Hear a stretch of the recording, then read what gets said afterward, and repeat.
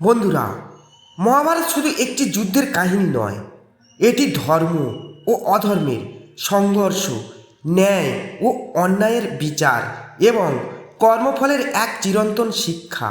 মহাভারতের অসংখ্য ঘটনার মধ্যে দ্রৌপদীর অপমান এবং তার পরবর্তী অভিশাপ আজও মানুষের মনে গভীর রহস্যময় জন্ম দেয়।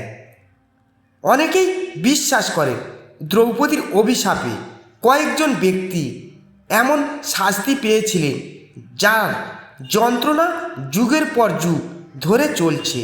কিন্তু কারা তারা, কেন তাদের এই অভিশাপ ভোগ করতে হলো এবং সেই অভিশাপের প্রকৃত অর্থ কী, আজকের এই বিশেষ পর্বে আমরা সেই রহস্য উন্মোচন করার চেষ্টা করব। দ্রৌপদী কে ছিলেন? দ্রৌপদী ছিলেন পাঞ্চাল রাজা দ্রুপদের কন্যা। যজ্ঞের অগ্নি থেকে তার আবির্ভাব হয়েছিল বলে তাকে যজ্ঞসেনী বলা হয়। তিনি ছিলেন অসাধারণ সৌন্দর্য, বুদ্ধি ও আত্মসম্মানের অধিকারী। ভাগ্যের পরিহাসে তিনি 5 পাণ্ডবের স্ত্রী হন, কিন্তু তার জীবনের সবচেয়ে ভয়াবহ ঘটনা ঘটে কুরুসভায় দ্রৌপদীর অপমান। যুধিষ্ঠির পাশা খেলায় একে একে নিজের রাজ্য, সম্পদ, ভাইদের এবং শেষ পর্যন্ত দ্রৌপদীকেও হারিয়ে ফেললেন। এরপর দুর্যোধনের আদেশে দুঃশাসন সভার মধ্যে দ্রৌপদীকে টেনে নিয়ে আসে। সেই সভায় উপস্থিত ছিলেন ভীষ্ম, দ্রোণ, কৃপাচার্য, কর্ণ এবং অসংখ্য বীর যোদ্ধা। কিন্তু কেউ প্রতিবাদ করেননি। দ্রৌপদী বারবার প্রশ্ন করেছিলেন, আমি কি জয়ী হয়েছি না পরাজিত? যিনি নিজেকেই হারিয়েছেন তিনি কিভাবে আমাকে বাজি রাখতে পারেন? কিন্তু সভা নীরব ছিল। এই নীরবতাই পরবর্তীতে বহু মানুষের পতনের কারণ হয়ে দাঁড়ায়। দ্রৌপদীর প্রতিজ্ঞা। দুঃশাসন যখন তার বস্ত্রহরণ করতে উদ্যত হয়, তখন ভগবান শ্রীকৃষ্ণ তাকে রক্ষা করেন। সেই মুহূর্তে দ্রৌপদী শপথ নেন তিনি দুঃশাসনের রক্তে চুল ধোয়ার আগে চুল বাঁধবেন না। এই প্রতিজ্ঞা পরবর্তীতে ভীম পূরণ করেন। দুঃশাসন প্রথম অভিশপ্ত ব্যক্তি। দ্রৌপদীর সবচেয়ে বড় অপমানকারী ছিলেন দুঃশাসন। তিনি সবার মধ্যে দ্রৌপদীর চুল টেনে এনেছিলেন এবং বস্ত্রহরণের চেষ্টা করেছিলেন। দ্রৌপদীর ক্রোধ ও অপমানের আগুন তার বিরুদ্ধে জ্বলতে থাকে। কুরুক্ষেত্র যুদ্ধে ভীম দুঃশাসনকে হত্যা করেন। মহাভারতের বর্ণনা অনুযায়ী ভীম তার বক্ষ বিদীর্ণ করে রক্ত বের করেন এবং সেই রক্ত দিয়ে দ্রৌপদীর প্রতিজ্ঞা পূর্ণ হয়। এটি শুধু শারীরিক মৃত্যু ছিল না, বরং অপমানের প্রতিফল। দুর্যোধন দ্বিতীয় অভিশপ্ত ব্যক্তি। দুর্যোধনই ছিল পুরো ষড়যন্ত্রের মূল নায়ক। সে সবার মধ্যে নিজের উরু দেখিয়ে দ্রৌপদীকে অপমান করেছিল।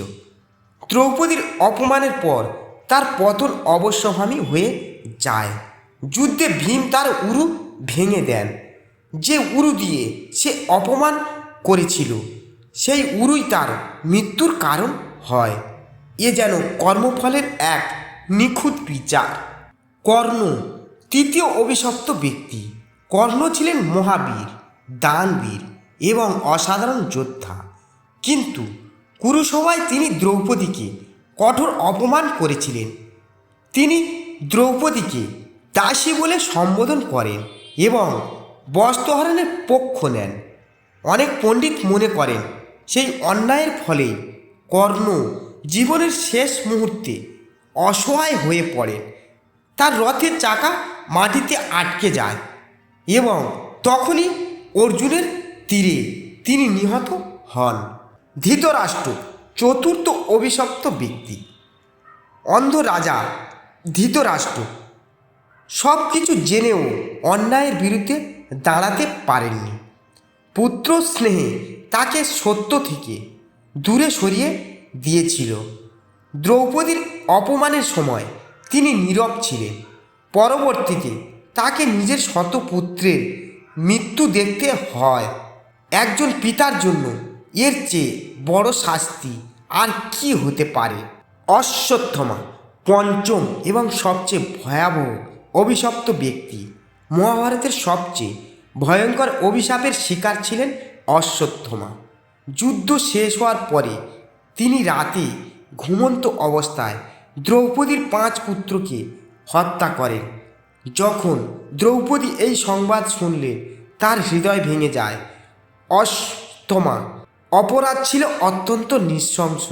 ভগবান শ্রীকৃষ্ণ তাকে অভিশাপ দেন, সে হাজার হাজার বছর পৃথিবীতে ঘুরে বেড়াবে ক্ষত বিক্ষত শরীরে, একাকী এবং শান্তিহীন অবস্থায়।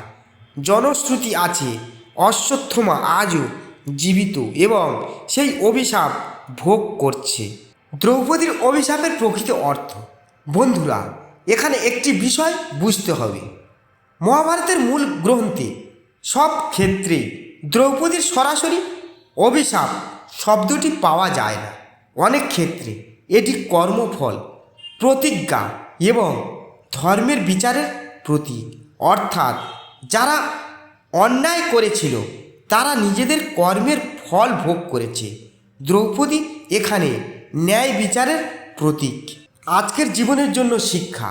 এই কাহিনী আমাদের শেখায় নারীর অসম্মান কখনো শুভ ফল বয়ে আনে না। অন্যায় দেখে নীরব থাকাও এক ধরনের অপরাধ। ক্ষমতা চিরস্থায়ী নয়, কর্মফল থেকে কেউ রক্ষা পায় না। সত্য ও ধর্ম শেষ পর্যন্ত জয়ী হয়। দ্রৌপদীর অপমান ছিল মহাভারতের সবচেয়ে বেদনাদায়ক ঘটনা। সেই অপমানের আগুনে জ্বলে উঠেছিল কুরুক্ষেত্রের মহাযুদ্ধ। দুঃশাসন, দুর্যোধন, কর্ণ, ধৃতরাষ্ট্র এবং অশ্বত্থামা প্রত্যেকেই কোনো না কোনোভাবে সেই অন্যায়ের ফল ভোগ করেছেন। তাই মহাভারতের এই কাহিনী শুধু অতীতের গল্প নয়, এটি আজও আমাদের সতর্ক করে দেয় যে অন্যায়, অহংকার এবং অধর্মের পরিণতি একদিন না একদিন ভোগ করতেই হয়। ভিডিওটি ভালো লাগলে লাইক করুন, শেয়ার করুন এবং ধর্মীয় ও আধ্যাত্মিক কাহিনীর জন্য মুক্তিবাণী চ্যানেলটি সাবস্ক্রাইব করতে ভুলবেন না। হরি বল, রাধে রাধে।